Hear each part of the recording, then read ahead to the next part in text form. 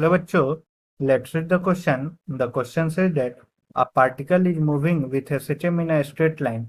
When the distance of the particle from the equilibrium position has values x1 and x2, the corresponding values of velocities are u1 and u2. So that the time period of oscillation is given by t is equal to 2 pi into x2 square minus x1 square by u1 square minus u2 square to the whole power 1 by 2. So we will solve this question. First of all, we will see what will be the key concept used to solve this question. The key concept that will be used to solve this question will be the key concept will be velocity in SHM is given by omega into root over a square minus x square, where omega is the angular frequency, a is the amplitude and x is the position.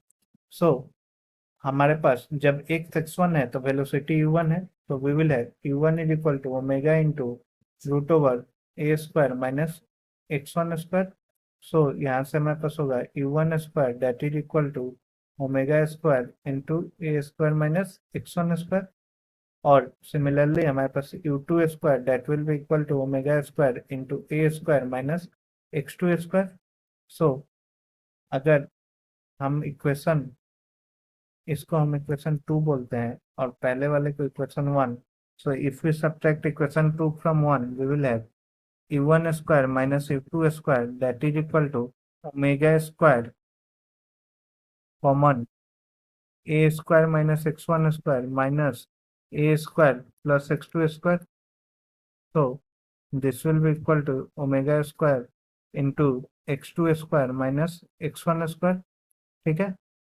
So हमारे पास omega जो होगा that will be equal to u1 square minus u2 square divided by x2 square minus x1 square to the whole power 1 by 2. ठीक है, ये हमारे पास omega होगा और हम टाइम पीरियड जानते हैं that is given by 2 pi by omega. So this will be time period that will be equal to 2 pi by omega, that is 2 pi into x2 square minus x1 square divided by u1 square minus u2 square to the whole power 1 by 2. So this is the time period. So this will be the final answer. It is proved. Hope you all understood it well. Best of luck.